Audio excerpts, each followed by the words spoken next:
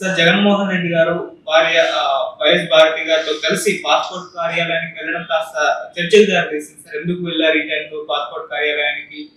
ఇంకొంతమంది వైసీపీ నేతలు కూడా వచ్చారంట. ఎందుకు వెళ్ళినట్టు ఏం కారణం సార్? మీరేం చెప్తారు? దీంట్లో మీ విశ్లేషణ ఏంటి? పాస్పోర్ట్ ఆఫీస్కి వెళ్ళడం వరకు నిజం. ఆ తర్వాత ఏదో విదేశాలకి వెళ్ళిపోతాడు అనుకున్నది మాత్రం ఊహ. ఎలాగంటే వీళ్ళు వైఎస్ఆర్సీపీ వాళ్ళు ఏమున్నారండి, ఈ మధ్య ఏదో పూర్తిగా బ్లాంక్ అయిపోయి ఉన్నాడు. ఎటువైపు నుంచి ఏ దారి కనిపించటం లేదు. విజయసాయిరెడ్డి ఆయనకున్న బాధలేవో ఆయనకున్నాయి, సజ్జల రామకృష్ణారెడ్డికి కూడా ఆయనకున్న బాధలేవో ఆయనకున్నాయి. మధ్యలో ఎటు కాకుండా గెలిచిన వాళ్ళు ఎటు చెప్పుకోలేకపోతున్నారు. ఇంకా ఓడిపోయి రాజకీయ నిరుద్యోగులు ఎవరైతే ఉన్నారో వాళ్ళకి ఈ మార్గం తప్ప ఇంకో మార్గం లేదు. ఆయన్ని ప్రసన్నం చేసుకోవడం, ఆయన వెనక తిరగడం తప్ప ఇంకో మార్గం ఏముంటుంది? ఈయన మీద కేసులు తాలూకు ఒత్తిడి పెరిగింది. ఏ క్షణంలోనైనా సరే అరెస్టు చేయొచ్చు. ఈయన ఎప్పుడైతే రాహుల్ గాంధీ పార్టీతో చేరదాం అనుకున్నాడో వాళ్ళకి మంట ఎత్తింది. అసలు ముందు జంతర్ మంతర అక్కడ ధర్నా చేయడమే పెద్ద పొరపాటు. ఆ కూటమి సభ్యులకి మండింది మాట. అది కాకుండా కాంగ్రెస్ పార్టీ వాళ్ళు వచ్చి జగన్మోహన్ రెడ్డికి వత్తాసు పలకడం మరింత వేడి పుట్టించింది. అక్కడ రాహుల్ గాంధీ వాళ్ళు పిచ్చగా తిట్టాడు. ఇప్పుడు కొత్తగా చేస్తుంది ఏంటంటే వాళ్ళ కేసులు తాలూకు వేగాన్ని పెంచుకొని డాక్యుమెంటల్ విట్నెస్తో ఏదో రోజుని పిలిచి ఒక ధర్మాసనం ద్వారా ఒక ఉత్తర్వు ఇప్పించడం ఒకటే మిగిలింది. ఈ సమయంలోంచి వీళ్ళు అంటే ఆయన సాయశక్తుల్లా ప్రయత్నం చేస్తున్నాడు అన్నమాట. వీరికి ఏవి తెలియనట్టు, ఈ కేసులతో సంబంధం లేనట్టు, ఆయన నిర్దోష అయినట్టు, మామూలు క్యాజువల్గా ఫారెన్ వెళ్దాం ఉన్నట్టుగా వెళ్తున్నాడు.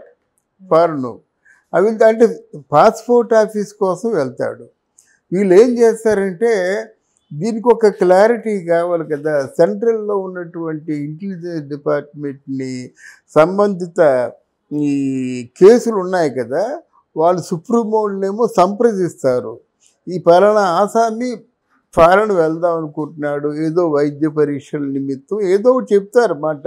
వీళ్ళు పంపించాలని వాళ్ళు సమాధానం కోసం వాళ్ళు ఎదురు చూస్తారు. వాళ్ళు ఆ కేసులు తాలూకు ఒత్తిడి బట్టి, ఆ స్థాయిని బట్టి, అఫీషియల్స్ నుంచి వచ్చే పేదని బట్టి చెప్తారు. వాళ్ళు ఓకే వెళ్ళొచ్చు అంటే సరైన రీజన్ చూపించాలి. అంతకుముందు పాలిటిక్స్లో ఉన్నాడు కాబట్టి మా రాష్ట్రానికి ఇది సంపదను తీసుకొస్తాను, మా రాష్ట్రానికి పరిశ్రమలు తీసుకొస్తానని వెళ్ళాడు. ఇప్పుడు పాలిటిక్స్ లేవు కదా, ఏం తీసుకొస్తానని వెళ్ళాలి? 2 పిల్లల్ని చూడడానికి, ఇంకోటి ఏంటంటే ఆరోగ్యాన్ని బాగు చేయించుకోవడానికి.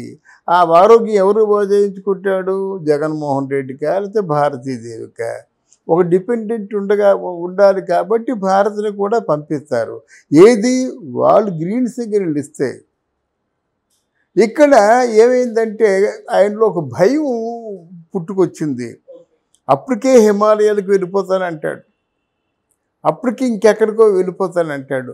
అదొక అంటే మానసికమైనటువంటి తనకు తనే ఏమీ తెలుసుకోలేని అజ్ఞానమైన స్థితిలో ఉన్నాడు గనక ఇవన్నీ జరుగుతున్నాయి. ఇంకోటి ఎవరికి తెలియని విషయం ఏంటంటే అక్కడ మొత్తం చిత్తూరు జిల్లాకి కింగ్ అనిపించుకున్నాడే పెద్దిరెడ్డి రామచంద్రారెడ్డి. ఆయన్ని అక్కడ అష్టదిగ్బంధనం చేశారు. అర్థమైందా? తిరుపతిలో కింగ్ అనిపించుకున్నాడే చెవిరెడ్డి భాస్కర్ రెడ్డి, ఆయన తాలూకు కొడుకు మోహిత్ రెడ్డిని అరెస్ట్ చేశారు.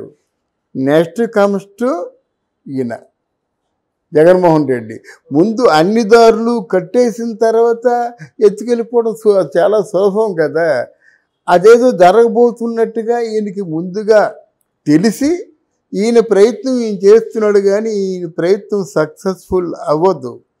ప్రభుత్వము, పోలీసు యంత్రాంగం, ధర్మాసనం 3 కలిస్తే ఎంతటి వాడినైనా సరే బంధించేస్తాయి అన్నమాట. వాళ్ళు బంధానికి లోపడకుండా వెళ్దామన్న ప్రయత్నం వీళ్ళు చేస్తున్నారు. చేయడంలో తప్పేం లేదు. కానీ ముందున్నది ముసళ్ళ పండగ. ఈ పండగని ఎవరు తప్పించలేరు. అన్నిటికంటే ముఖ్యంగా తన సొంత సోదరి అనిపించుకున్నటువంటి షర్మిల నీ ఎంత చూస్తూ ఉంది. ఆవిడికి పార్టీ కాదు ముఖ్యం, ప్రజలు కాదు ముఖ్యం, తను వ్యక్తిగతంగా నాశనం అయిపోయింది. వాడిని నాశనం చేసేంత వరకు నేను నిద్రపోను అనుకుందన్నమాట.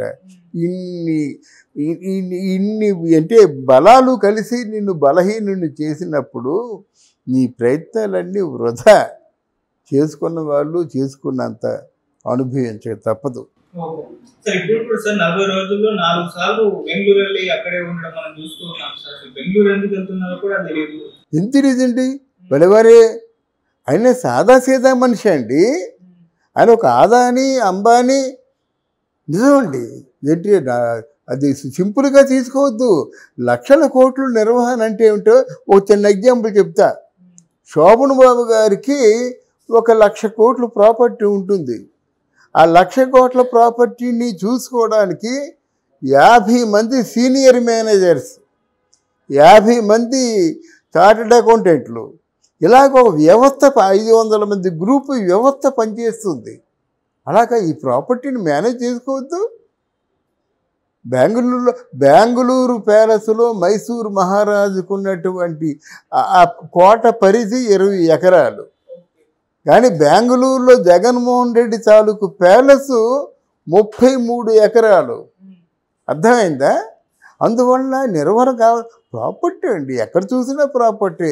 ఎటు చూసి 4,000 ఎకరాల భూములు ఓన్లీ ఉత్తరాంధ్రలో ఉన్నాయండి. ఇవన్నీ నిర్వహణ కావాలి కదా.